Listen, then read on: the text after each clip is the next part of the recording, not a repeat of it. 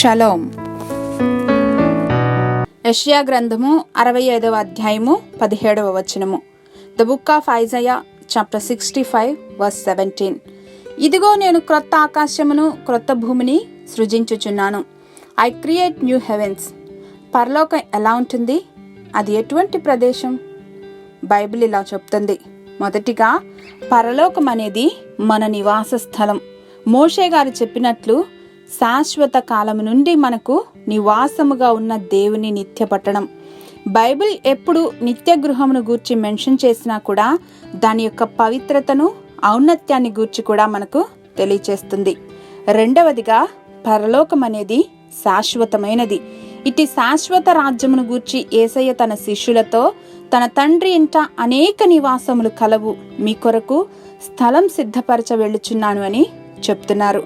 మూడవదిగా మనుష్య మేధస్సుకు మించిన సర్వ సుందరమైన పట్టణం, ఎందుకంటే hour God is God of beauty.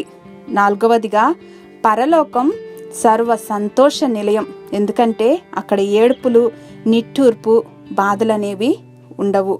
మనం కోల్పోయిన మన ప్రియమైన వారిని తిరిగి కలుసుకునే ప్రదేశం.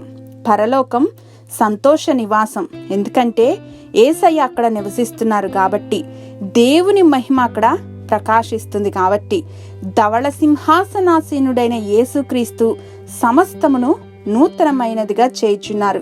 హల్లెలూయా.